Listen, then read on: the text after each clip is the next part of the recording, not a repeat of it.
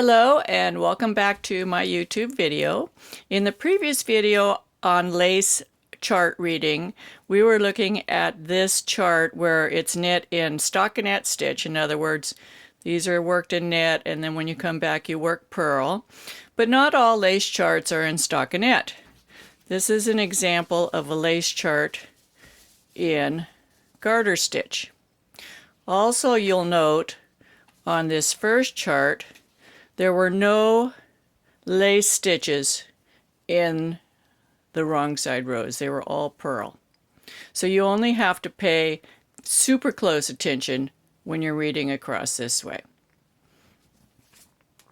In this chart, we can see that there are design stitches on every row. So, and this is the dark squares are knit on the wrong side. So it produces a garter stitch lace.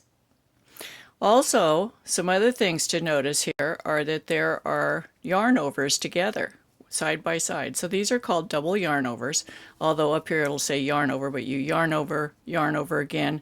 And when you come back and work these back, there is a specific way to work them. You work the first one by knitting into the front and take the yarn over off your needle. And then the second one, you work by knitting into the back of the second yarn over.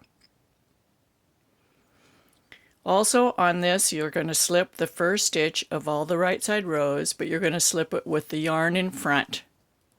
And on the last stitch of the wrong side rows, you're going to join the stitch here with another stitch of the body of the work that's going to be over here. So this is a lace edging. It's an applied lace border. You'll already have a body of the work over here, and as you return, you'll attach this stitch to a stitch on the body over here. Again, it's worked flat. 1, 2, 3, 4.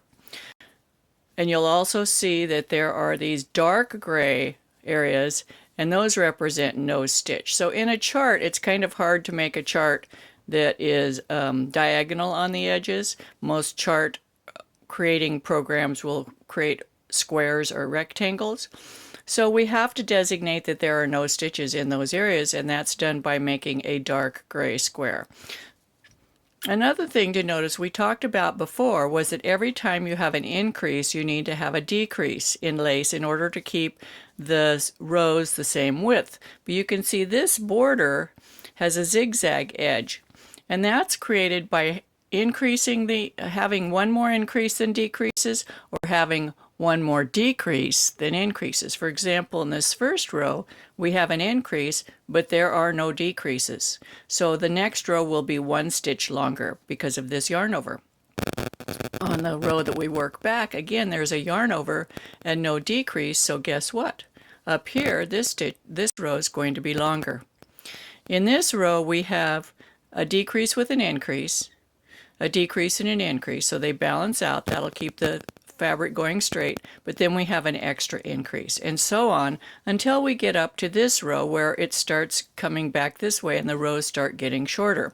So here we have a knit two together, yarn over, knit two together. So we have two decreases but only one yarn over. So this row is going to be one stitch shorter. Same here, we have a decrease, increase, decrease, increase, decrease, increase, extra decrease. So the row is going to be shorter, and it goes up. And then when you repeat this, you finish row 14, and you come back and you start with row 1 again, and continue working the border up this way and around your fabric. If you enjoy my YouTube videos, be sure to subscribe, give me a thumbs up, share them with your friends. This is in conjunction with a knit along that I'm doing on a lace tutorial. You can find this information in my Ravelry group, Knitting with Suzanne Bryan, or in my Facebook group, Knitting with Suzanne Bryan. You're welcome to join both of those if you like. Happy knitting. Bye-bye.